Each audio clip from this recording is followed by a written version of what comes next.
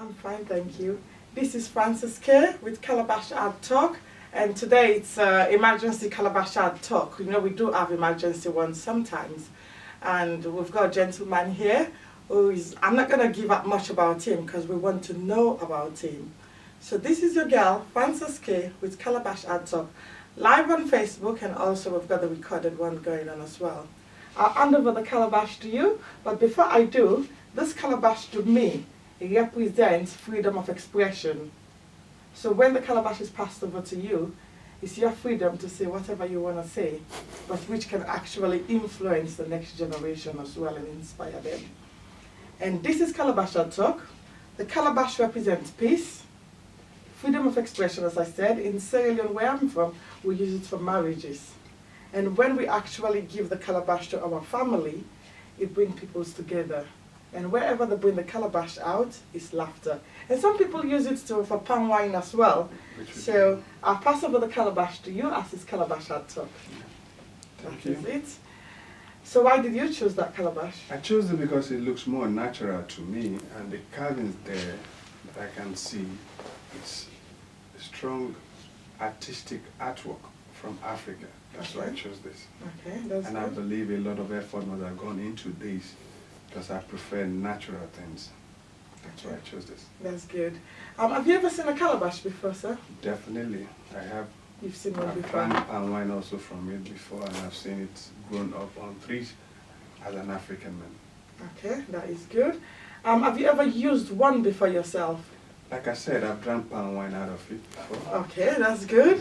So, but not as big as this. So to you, in your own culture from Nigeria, what does it really signify?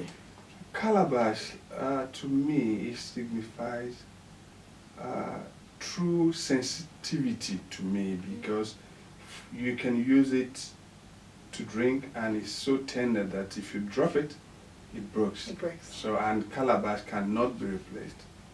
So to me, it's a sign of sensitivity It is. and should be jealously guided. Guided with pride. That is Yeah. good. So today, thank you so much for accepting to do Calabash Art Talk with us through your short period of stay in the UK. You're most welcome. So our viewers out there and our listeners later on Star Radio, we're going to interview a man. We need to know a little bit about him, and then we'll ask him about what is going on around the world right now and see how much he can inspire the next generation. Can you tell our viewers your name, please? Good evening, viewers. Honorable Julius Solomon is my name.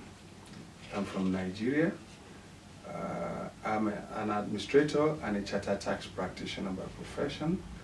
And also, I am one of the very few that has brought Chinese into Nigerian business. Okay.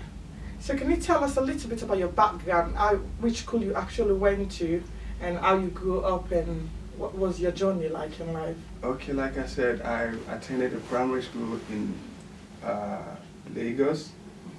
I attended SIG Primary School. Not so many people would know that. I attended Igbobi College. I attended Asarudin College and Yaba College of Technology. And also I'm a chartered tax practitioner. I have my CIT and as a professional taxman. Oh, okay, that's good. So we actually need someone in the financial world that is good. Let's see how we can actually find out a little bit about him and Nigeria economy at the moment. So, Mr. Julius, Honorable Julius, I think that's the way I'll call you. And Is that like you said, okay? the area I have not really said also, I am Okay. a politician, despite as a professional too. He's a I'm a politician. member of APC in Lagos as well, precisely Ikoyo Balindi LCDA. That is good. Honorable, is it okay to call you Honorable, sir? You're most welcome because also I've served in government before at mainland local government as a supervisory councillor between 2002 and 2003. So That is good. I think Calabash Hard Talk has been looking for someone in the financial world for a long time to see how we can actually find out a little bit about what is going on around the world at the moment. But before we get into that, we'd like to know, what was your journey like in life? Because we all have a journey. my journey in life, I have a very humble beginning. Like I said, I was born into a family of 8. who live a humble background. I struggle to go to school like every other person in Africa.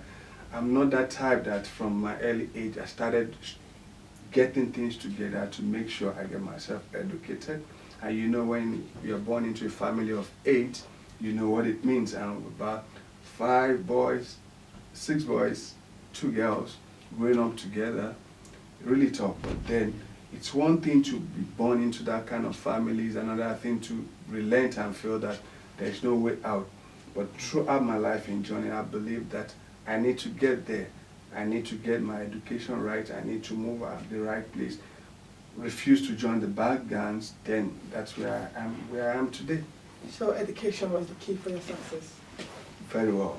Whatever your situation in life is, as an African young man, you need to get that education. You need to look up towards people that are there, forgetting what your situation is. It's just a temporary thing. When you're out there, those struggling years, you put it behind you. Do you hear what the Honorable just said to the next generation? Education is the key to success. He actually tried to get himself educated. That was his journey to get where he is right now. So Honorable, throughout your life, you've been through a journey to get to where you are at the moment. Was there a time that you almost gave up? Yeah. There's always a time in man's life that you feel that, can I continue with this journey? You see, like I said, growing through like about family of 10, both parents now, at one point it's like, okay, we need to say, let this go to school. Then you, as a typical African family, there comes a decision you have to take that, okay, you're 5, finishing secondary school at a point in time, what next? Do we take this? And my father, so to say, was just a teacher whose income could not really take care of everybody at a point in time. But then he said, what do? You need to continue moving. You need to face the reality of life, that you need to get what you need to be able to be successful in life. At that point, that determination kept me going. So that's where I am You today. are right now. What actually led you to get into politics? It's a long story. Actually, I got into politics year 1988 when I was doing my A-levels. There, I was in a community where they're purely indigenous people and happened to be one of the few educated ones among them. In Nigeria, there are Aworis in Isolo then. And they saw a young man who always stand firm and say what he believes in. And I was asked to join to form a youth movement then. That youth movement metamorphoses into us joining, they call it then the Liberal Convention before the Abiola elections. That was what, since then it has been my journey into politics. Do you enjoy the political world at all? I do, because I've had people talk a lot about politics, of bitterness, politicians are neither here nor there. But I say to people that you play the politics the way you want to play it. You can always be an upright person and still play politics. You don't need to be deceiving people to play politics.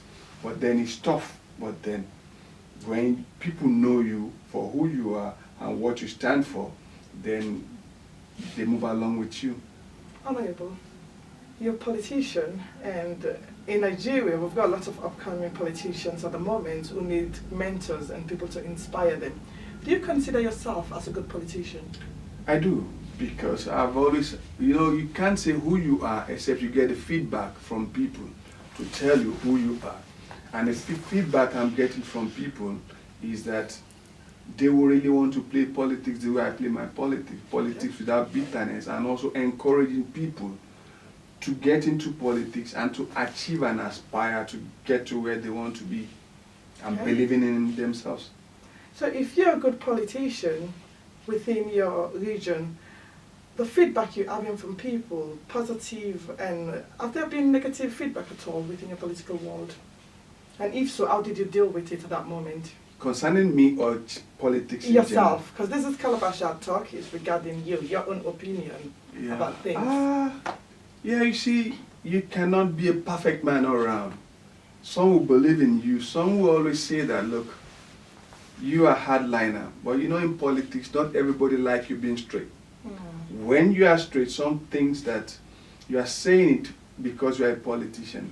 Some will go back and say, I don't really like align with such person because he always maintain a hardliner. And a hardliner is being truthful. It's difficult, but then when you are known for that, people always come at the last time to align with you. But in the beginning, they find it difficult to understand you. Because in politics, you say so many things today, and tomorrow you don't really mean it. But for me, I stand by that politics of when we stand by an agreement, for me, it's an agreement. But you can't come back today and say it's not. And everybody that knows me in politics knows that when you talk to me or you tell me about some other person in politics, I find it difficult to take your word for it. I believe in, like you had in our conversation off camera, then that I say what I see and I believe in what I can understand. That's me. So that is your slogan. You say what you say and you believe in what you can understand. Yeah. That is your slogan for the political world. That is good. So, honorable slogan, you say what you say, is it? And you believe in... You say what you know and you believe what you understand. That's the slogan for the political world. So I like that slogan because it's actually truthful, Yeah, exactly. and it tells you exactly the way it is. Now, you've traveled a lot of places around the world, I can tell, through our conversation earlier on. And you've seen a lot of things, what I call the first world, which is England, where you are right now. And you've seen the economy in different forms and different ways. Do you think Nigerian economy is stable at the moment? What's your opinion? Yeah, Nigerian economy is going through a trying period at the moment. And then, like I've always told people, that where we are today is not because of what is happening today. It's a situation whereby we failed to do the right thing at the right time for the past, let's take it 16 years when we gained our democracy back. Most of what we are seeing today is an implication of what we have done wrong in the past 16 years. So we've not really managed our economy very well. But like I said, and I said to people, that we will get there if we maintain a particular system. And we are getting closer to, it's just that, like I said, this administration is like getting into a bus, unknown to you that there are terrorists in that bus. It's just a victim of circumstance, that's where, but then, I think we're in the right path. Do you think Nigeria is a corrupt nation, as a whole? Yes, I believe that they are corrupt Nigerians, like they are always corrupt people all over the world. Like, right? That is the way I see it. Okay. And as a politician yourself, are you actually bringing inputs in your own way to make the Nigerian economy actually get up? Yes, I am, because like I said, and like I always refer to some of the conversation we had earlier on, that I flew Medview because it's a Nigerian context. And I believe only when we start appreciating the Nigerian context, we start growing from there. I've always said to people that, you see, one of the reasons why we fail to develop is that we fail to recognize who we are and what we are. You can't start a building without a foundation. Best thing, and we develop that area to grow our economy. Most of the things we've been doing before is like the granite pyramid was there, but when we discovered oil, everybody went to sleep.